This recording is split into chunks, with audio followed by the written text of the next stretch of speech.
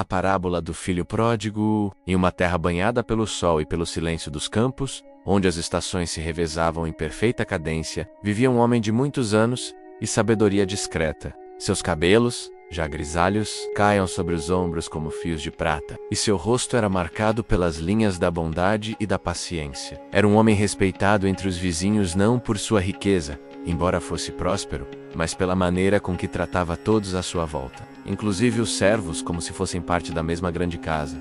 Era pai de 2 filhos. O mais velho era responsável, leal, de palavras contidas e gestos disciplinados. Vivia para os deveres da fazenda, cuidando dos rebanhos e das contas, zelando para que tudo estivesse em ordem. Para muitos, ele era o filho ideal. O mais novo, porém, era como o vento difícil de conter, cheio de perguntas, sonhos e impulsos. Tinha olhos curiosos, espírito aventureiro e o coração cheio de um desejo que nem ele sabia nomear. Desde jovem, esse filho mais novo olhava o mundo além das colinas com inquietude. Observava os viajantes que cruzavam os caminhos de terra. Ouvia histórias contadas por comerciantes e sonhava com cidades distantes, onde ninguém o conhecesse e onde pudesse construir a própria história. Para ele, a vida dentro dos limites da propriedade paterna era um quarto sem janelas. Certo dia, impulsionado por esse desejo ardente de liberdade, decidiu fazer um pedido ao pai. Queria a parte da herança que lhe cabia, mesmo antes da morte do homem que o criara com tanto cuidado.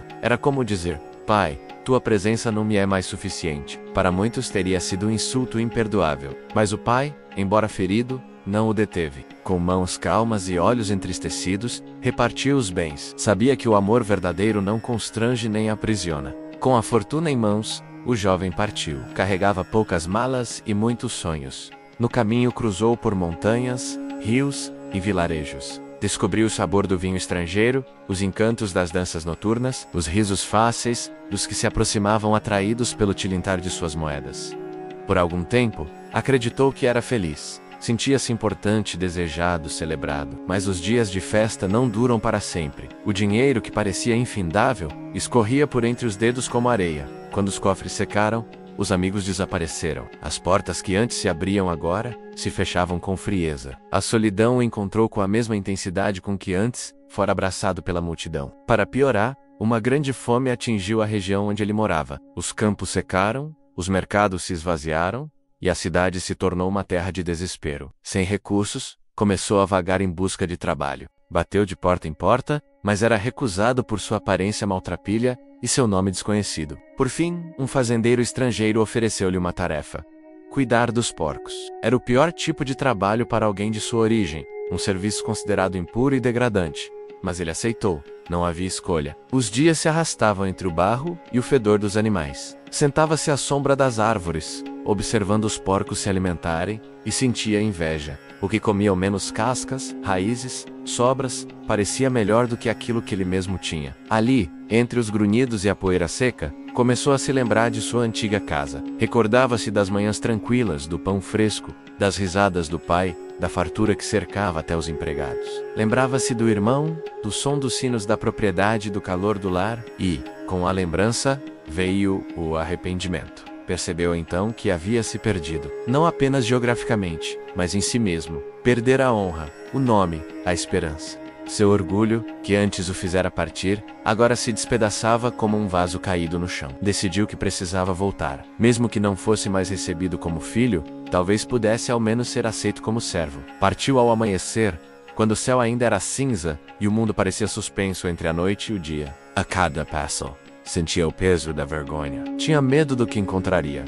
E se fosse rejeitado? E se ninguém o reconhecesse? Mas ainda assim, andava. O desejo de reconciliação era maior que o temor da humilhação. Enquanto, Issa, na propriedade distante, o pai jamais deixara de esperar. Todas as tardes, após o trabalho, caminhava até o portão da entrada e olhava o horizonte. Muitos pensavam que era um hábito melancólico de um homem solitário, mas não era isso. Ele esperava. Com fé silenciosa, alimentava a esperança de ver o filho voltando. Não sabia quando, nem em que condições, mas esperava. Naquele dia, viu ao longe uma figura encurvada, magra, coberta de poeira. Por um instante, o coração hesitou. Seria mesmo? Mas havia algo naquele andar, menos a maneira como os ombros balançavam, o jeito que os pés tocavam, o chão que lhe era familiar. Era ele, o filho que partira, estava voltando. O pai, Não esperou. Correu pelo campo sem se importar com as roupas sujas ou com os olhos dos servos que o observavam. A idade não o impedia. Seu amor era mais rápido que as pernas. Quando o alcançou,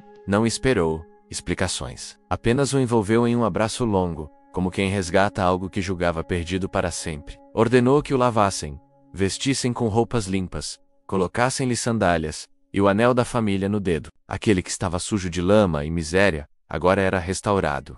O pai mandou preparar um banquete, com seu melhor vinho e o novilho mais gordo. Desejava celebrar, afinal, seu filho havia voltado. Estava perdido e fora achado. Estava morto e revivia. Na mesma tarde, enquanto a festa ganhava força e as vozes cantavam canções antigas, o filho mais velho voltava dos campos. Ouvia a música à distância e estranhava a movimentação. Ao saber da razão da comemoração, sentiu o sangue ferver. Era como se todo seu esforço, sua fidelidade, seu silêncio ao longo dos anos fossem desprezados. Sentiu-se traído. Não pela volta do irmão, mas pela alegria que cercava aquele retorno. Como podia haver festa para alguém que escolhera abandonar tudo? Seu coração, que sempre fora duro consigo mesmo, agora se fechava para o perdão. Ficou do lado de fora, recusando-se a entrar. O pai, ao saber disso, saiu novamente, menos como saíra, para acolher o filho mais novo, e tentou fazê-lo entender. Mostrou-lhe que tudo o que tinha sempre estivera à sua disposição, mas que o regresso do irmão merecia alegria.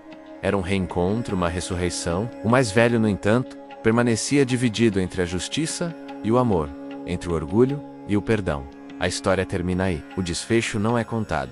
Não se sabe se o irmão mais velho entrou ou permaneceu do lado de fora. O conto deixa em aberto o fim, como um espelho para os corações de quem o lê, pois todos, em algum momento da vida, são como o filho que parte em busca de si e se perde, ou como o que permanece, mas se afasta pelo orgulho. E o pai permanece. Braços abertos, coração paciente, pronto para acolher quem decide voltar, venha de onde vier, esteja como estiver. Talvez o maior milagre da parábola não seja o retorno do filho, mas a constância do amor do pai. Um amor que não exige méritos, que não calcula ofensas, que não desiste. É esse amor que continua esperando, sempre. Gostou? Curte e compartilha.